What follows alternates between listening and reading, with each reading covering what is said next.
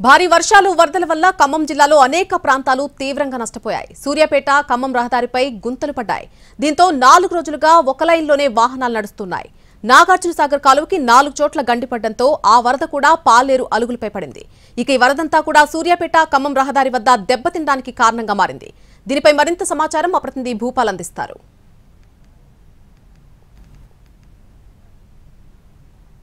వర్ష బీభత్సం ఖమ్మం జిల్లాలో నష్టాన్ని భారీ ఎత్తున తీసుకుని వచ్చింది. అటు రైతుల్ని ప్రజల్నే కాకుండా జాతీయ రహదారులను కూడా స్తంభింపజేసింది. ఖమ్మం సూర్యాపేట జాతీయ రహదారి ఈ రహదారి కూడా స్తంభించిపోయిన పరిస్థితి ఏర్పడింది. అయితే ఇప్పుడు తాత్కాలికంగా చేసినప్పటికీ ఒక దారిని మాత్రమే జరుగుతుంది.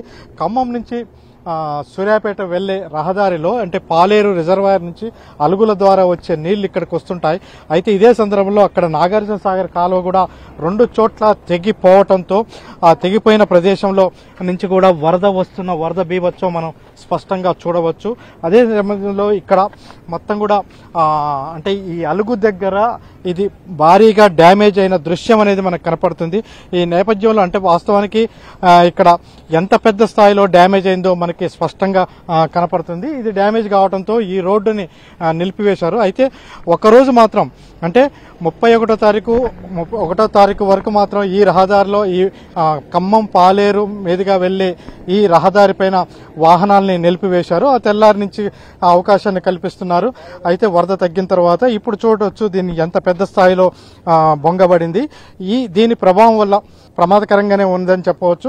ప్రధానంగా 2 రోజుల పాటు కురిసిన వర్షాలు పాలేరు రిజర్వాయర్ మీద పెద్ద ఎత్తున పడింది. పాలేరు రిజర్వాయర్ లో అది 21 అడుగుల సామర్థ్యం ఉంటే 39 అడుగుల సామర్థ్యానికి మించి నీళ్లు ప్రవహించిన పరిస్థితి ఏర్పడింది. దానివల్ల అంటే 2 లక్షల క్యూసెక్కుల వాటర్ పాలేరు రిజర్వాయర్ కి రావడంతో ఆ వచ్చిన నేపథ్యంలో ఆ నీటి అంతా కూడా ఆ నీటి ప్రవాహం అలుగుల మించి అదేవిధంగా సాగర్ కెనాల్ బ్రీచ్ కావడం, సాగర్ కెనాల్ దాదాపు ఒకే చోట 4 గంటలు పడ్డాయి.